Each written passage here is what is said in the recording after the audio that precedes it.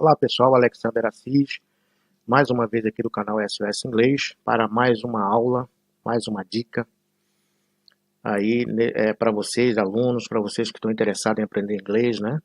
Desde a base, né? Eu estou procurando aqui sempre mostrar a base do idioma, né? Não adianta nada você saber formular frases, saber formular períodos verbais, tempos verbais, né? Se você não sabe a gramática em si, né? A primeira coisa é a gramática. É claro que você vai ali intercalar gramática com conversação, né? Estudo de texto, etc, etc. Mas aqui eu estou mais preocupado com a base, né? Em aprender o que é um sinônimo, o que é um antônimo, um advérbio, um verbo, um sujeito, um pronome, e assim sucessivamente, né? Não adianta nada a gente aprender a falar igual papagaio, é só repetir. Você tem que saber o que você está falando, você tem que saber em qual estrutura, né, você está firmado, né? Em que posição você está firmado realmente, né? Então aqui nesse vídeo eu prometi que ia falar de sinônimos, né? Então eu preparei esse vídeo para falar sobre algumas coisas, fazer algumas considerações para que vocês compreendam aí o que é um sinônimo. Por que eu estou fazendo isso? Porque muitas pessoas dizem, né? Ah, o inglês é um idioma muito pobre. Claro que o camarada não está sabendo o que está falando, né?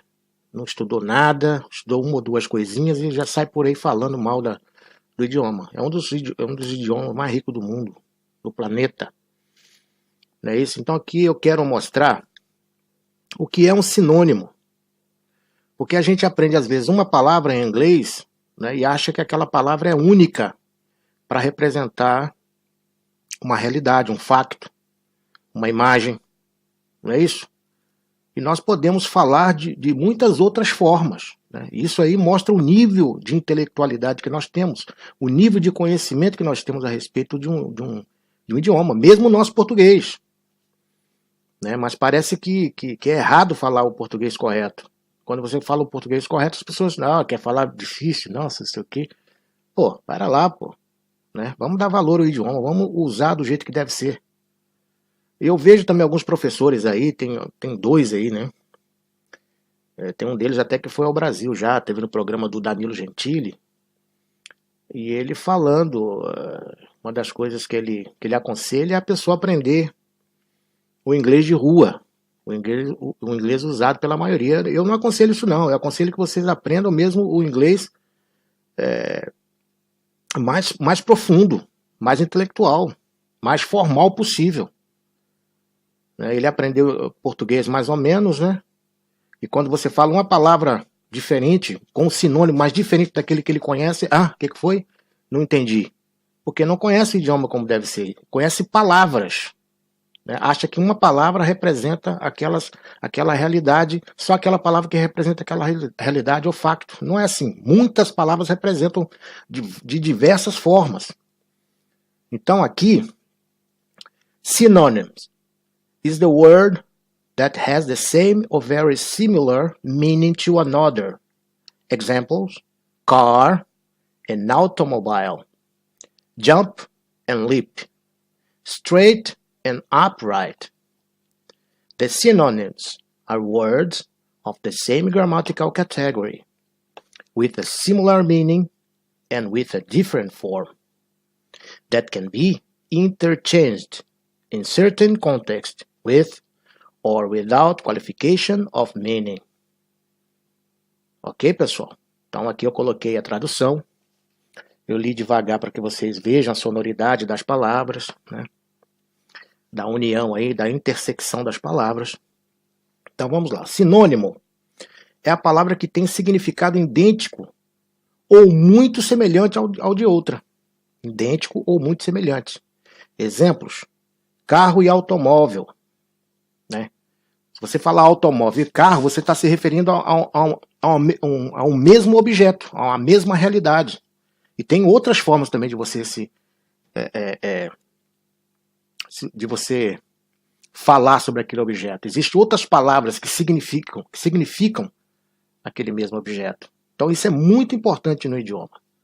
Então aqui, pular e saltar, né? Pular e saltar é a mesma coisa, só que as duas palavras elas são usadas em contextos diferentes, mas o mesmo significado, né? Saltar geralmente é você chegar numa ponte e saltar lá de cima, saltar de uma árvore. E pular geralmente é um pulo do solo, né? Até um ponto em que você aguenta ir para cima, né? Pular. Mas é a mesma coisa, o mesmo significado.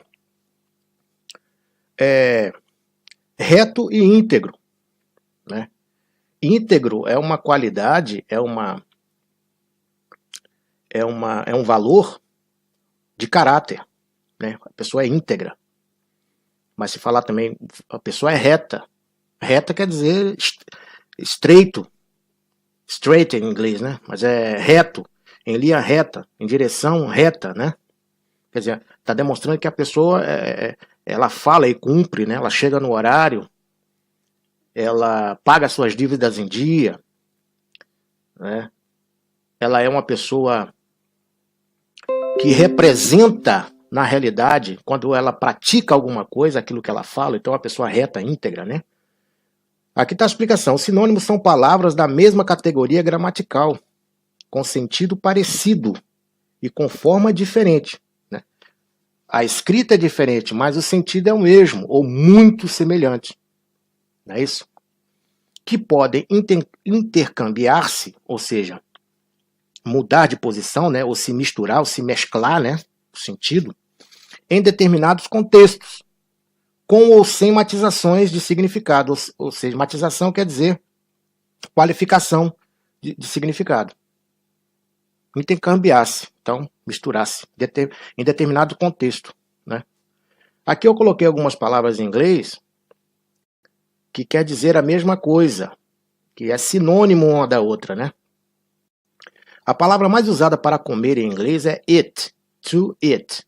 To eat é o verbo quando está no infinitivo, né? Comer. I eat, you eat, he eats, she eats, it eats. We eat, you eat, they eat. Presente perfeito. Presente simples. Present simple, simple present, né?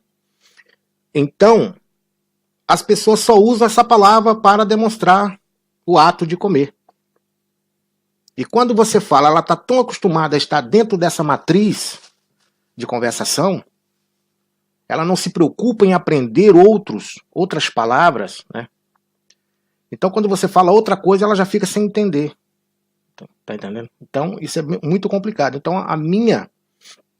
o meu conselho é que as pessoas, já desde o início, já vão se acostumando a isso, já buscando palavras semelhantes, sinônimos, que é para você ter um léxico muito abrangente, muito rico, né?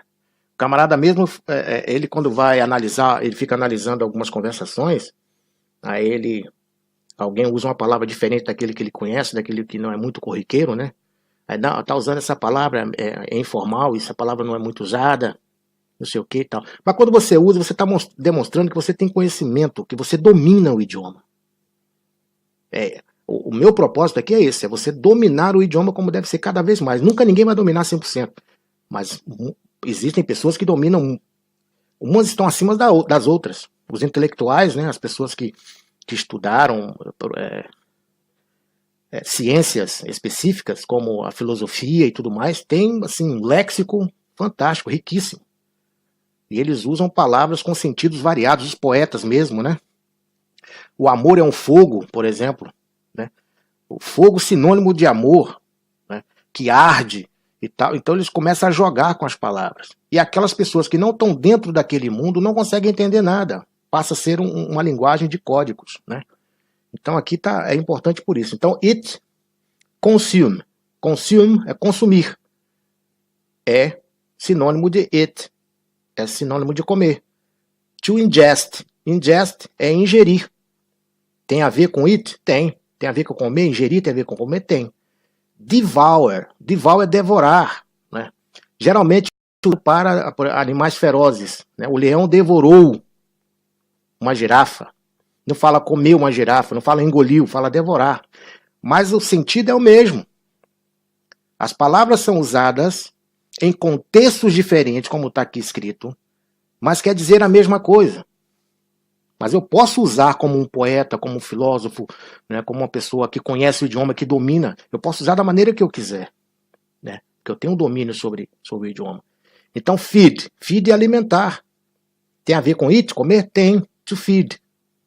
Swallow, engolir, tem a ver com eat, comer? Tem. Engolir tem a ver com comer. Swallow.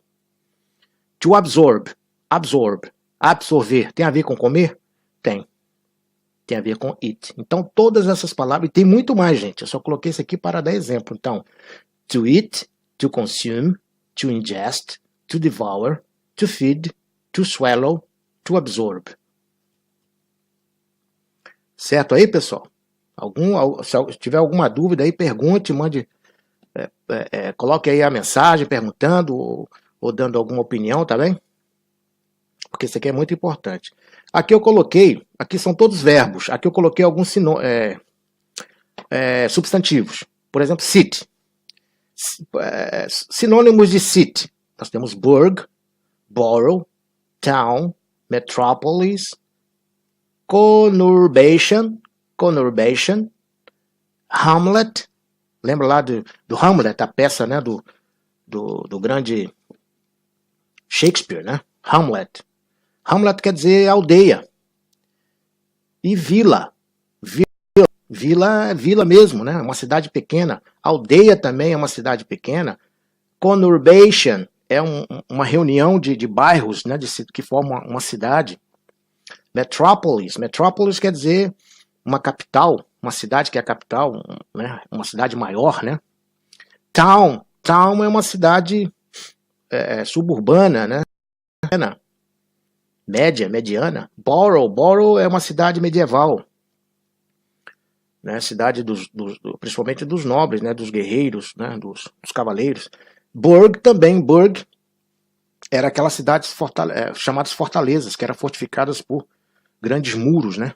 Hoje não é muito usado Burg nem Borough, mas continua valendo. Então, town, metropolis, conurbation, hamlet, villa, city, todas sinônimos. Aqui eu coloquei um pequeno trecho da música do Absinto, não, é o Kid Vinil. Agora eu esqueci o nome do grupo. Mas é Kid Vinil, ele que fez a música. Ele coloca aqui muitos sinônimos de comeu. Então ele diz, ela comeu meu coração, trincou, mordeu, mastigou, engoliu, comeu. Ela comeu meu coração, mascou, moeu, triturou, deglutiu, comeu. Mas ela não entendeu minha intenção, tragou, sorveu, degustou, ingeriu, comeu. Né? Quer dizer, o Kid Vinil, ele sempre fez músicas assim meio que hilárias, né? Isso aqui é dos anos 80. Mas aqui ele mostrou ser um grande poeta, né?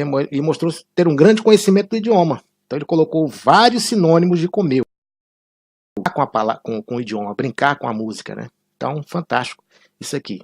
Pessoal, o vídeo ficou muito grande, desculpem lá, as pessoas às vezes reclamam de vídeo muito grande, mas que Deus abençoe a cada um, que vocês estudem.